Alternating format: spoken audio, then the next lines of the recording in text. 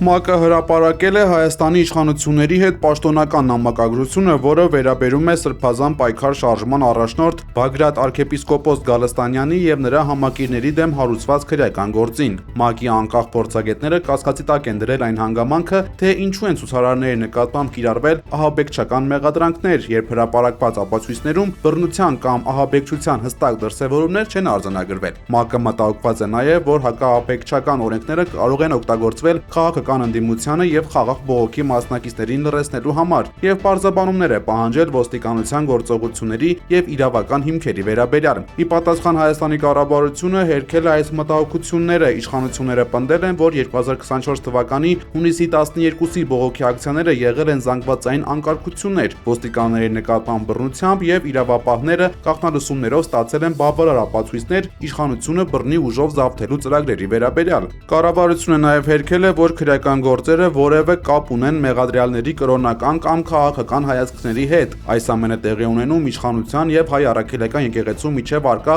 լարվածության ֆոնին, ինչը ՄԱԿ-ի փորձագետերին հիմք է տալիս կասկածելու, որ քրեական հետապնդումները նաեւ ճնշում են եկեղեցու ներկայացուցիչների վրա։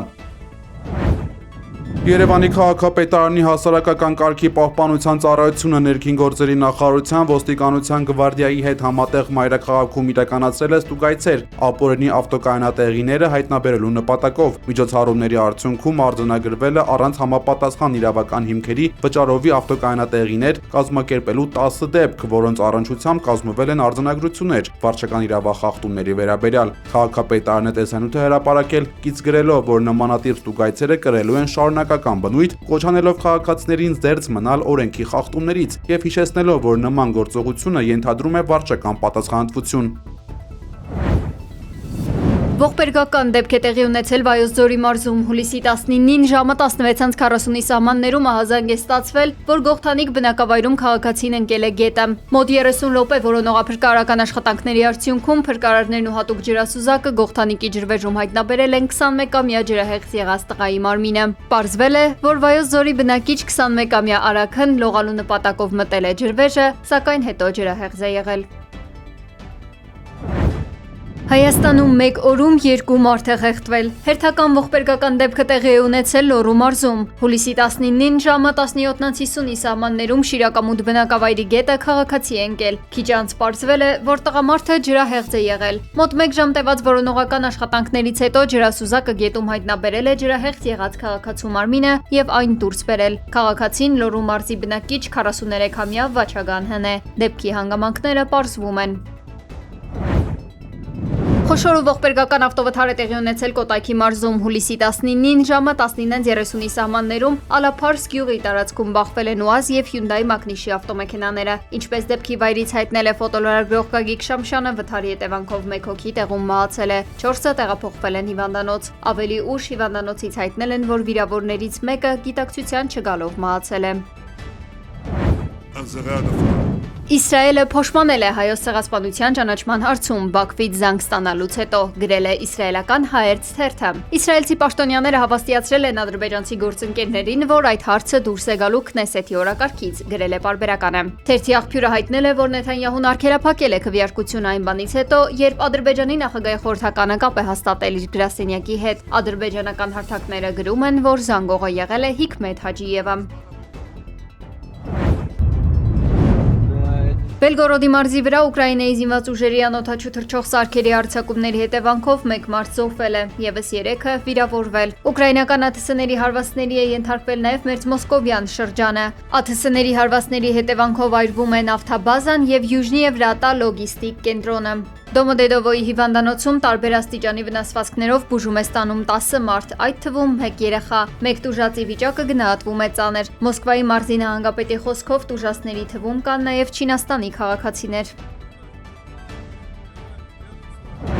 باعث نخواهد شد که Չաբահարի գիտաշտարակի վրա հարձակումները եւ երկրի ենթակառուցվածքներին, կամուրջներին ու էլեկտրակայաններին ուղղված բացահայտ սպառնալիքը հիշեցնում են ահաբեկչական խմբավորումների վարքագիծը եւ համատեղելի չեն որևէ մարդասիրական կամ միջազգային չափանիշի հետ, հայտարարել է Իրանի արտգործնախարարության խոսնակ Իսմայիլ Բաղային։ Նրա խոսքով իրանական կղզիների բնակիչները պատրաստ են ԱՄՆ-ին ջերմ ընդունելություն ցույց տալ Իրանում ցամաքային գործողություն սկսվելու դեպքում։ Կարծում եմ այնտեղ շատ մարդիկ կան, որոնք սպասում են, թե երբ են այսպես կոչված ջերմ ընդունելություն ցույց տալու ամերիկացի զինվորներին, հայտարարել է խոսնակը մեկնաբանելով Խարկ կղզին գրավելու վերաբերյալ ԱՄՆ-ի սպառնալիքները։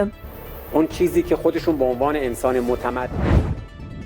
ԱՄՆ զինված ուժերի կենտրոնական հրամանատարությունը հայտարարել է, որ ավարտել է Իրանի ուղղությամբ հարվածների 9-րդ անընդմեջ շարքը, հարձակման է ենթարկվել նաև Թավրիզը։ Ենթադրվում է, որ հարված է հասցվել հրթիռային փորձարկման կայանին։ Ըստ իրանական ԶԼՄ-ների, ԱՄՆ-ն կրկին հարվածել է Չաբահար եւ Կետարակ նավահանգիստների ուղղությամբ։ Պայթյուններ են որոտացել նաև Չաբահար, Մահշահր եւ Իմամ Խոմեյնի քաղաքներում։ Իսլամական հեղափոխության պահապանների կորպուսն էլ հայտնել է, որ հակաօդային պաշտպանության համակարգերը ամերիկյան MQ-9 հարվածային ոչնչացրել Իրանի տարածքում։ Հորմուզի նեղուցում պայթեցվել են 2 օրինախախտ լցանավեր, որոնք նավարկել են ԱՄՆ-ի հովանու ներքո։ Թեհրանը վճռականորեն հայտարարում է, որ ցանկացած նավթի տարանցում փակ է, քանի դեռ ամերիկյան ագրեսիան չի դադարել։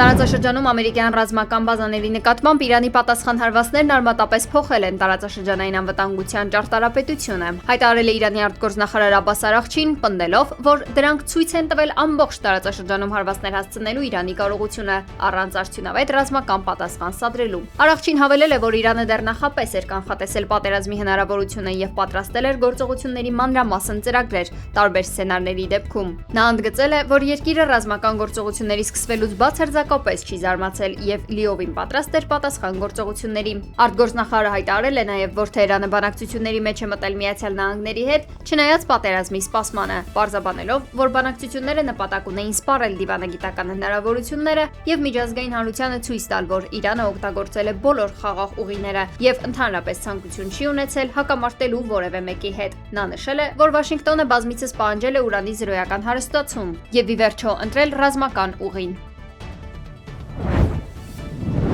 Իրանի արտգործնախարար Աբբաս Արաղչին մինչ օրս չի հանդիպել Իրանի նոր գերագույն առաջնորդի հետ։ Մոջթաբա Խամենեին կարողացել են տեսնել միայն շատ փոքր թվով մարդիկ, ասել է արտգործնախարարը իրանցի լրագրող Ջավադ Մուգուին տված հարցազրույցում։ Նա ընդգծել է, որ հասանելիությունը Խամենեին մնում է խիստ սահմանափակ, իսկ նրա հետ անձնական հանդիպման հնարավորություն ունեցող անձանց շրջանակը նվազագույն է։ Նշենք, որ Իրանի նոր գերագույն առաջնորդ Մոջթաբա Խամենեին անվտանգության նկատառումներից ելնելով չէր մասնակցել անգամ հոր հուղարկավորությանը։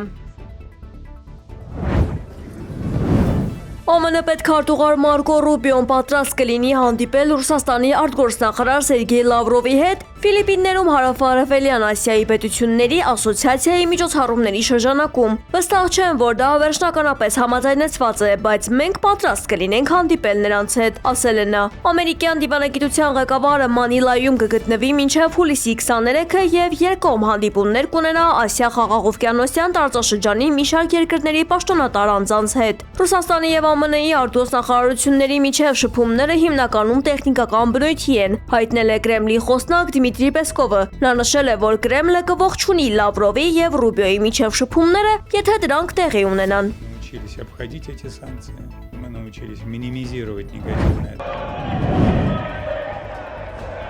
Իսպանիայի ազգային հավաքականը դարձել է 2026 թվականի ֆուտբոլի աշխարհի առաջնության հաղթող։ Եզրափակիչում նվազագույն 1-0 հաշվով առավելության հասնելով գործող չեմպիոն Արգենտինայի նկատմամբ։ Հանդիպումը կայացել է Նյու Ջերսիի MetLife մարզադաշտում եւ անցել լարված ու համառ պայքարում։ Հանդիպման միակ գոլի հեղինակը դարձել է Ֆերան Տորեսը։ Բացի համառ պայքարն ու գեղեցիկ խաղը առաջին անգամ աշխարհի առաջնության պատմության մեջ մոտ 30 րոպե ընդմիջում է գրանցվել։ Ընդմիջման ժամանակ երաժշտական գլխավոր դերակատարներն են եղել BTS խումբը, Մադոննան, Շակիրան, Ջասթին Բիբերը, Coldplay-ը, շոուին ներկա են եղել հայտնի դեմքեր։ Իսպանիայի հավաքականին գավաթը հանձնել են ԱՄՆ նախագահ Դոնալդ Թրամփն ու FIFA-ի նախագահ Ջանի Ինֆանտինոն։ Այսպիսով աշխարհի առաջնության ոսկե մեդալները բաժին են հասել Իսպանիայի հավաքականին, իսկ Արգենտինան ավարտել է մրցաշարը փոխ-չեմպիոնի կարգավիճակով։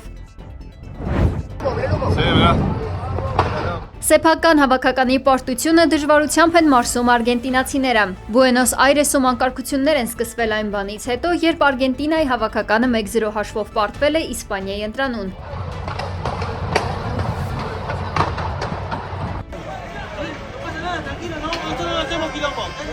Ոստիկանությունը Բուենոս Այրեսի կենտրոնում կիրառել է ռետինե փամփուշտներ եւ արցունքաբեր գազ երկրպագուների զայրույթը մեղմելու համար։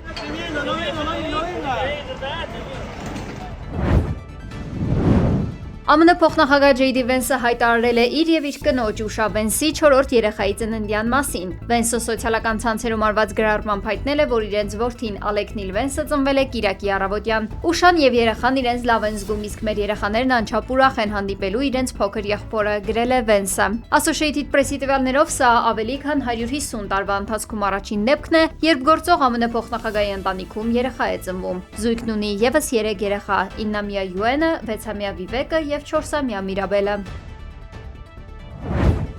Նյու Յորքի ամենաբարձր գագաթը կրկին ուշադրության կենտրոնում է հայտնվել։ Այս անգամ պատճառը ֆուտբոլն է։ Աշխարհի առաջնությունում Իսպանիայի հավաքականի հաղթանակի պատվին Empire State Building-ը գունավորվել է կարմիր եւ դեղին գույներով։